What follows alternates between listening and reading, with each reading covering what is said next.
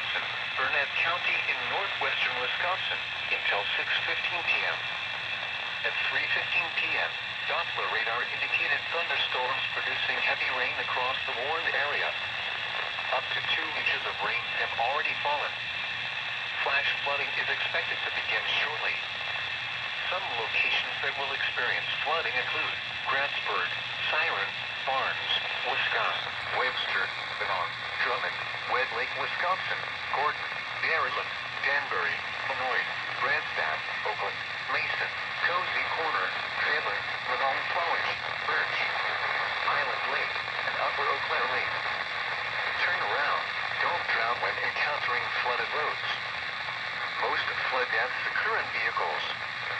Please report flooding to your local law enforcement agency when you can do so safely.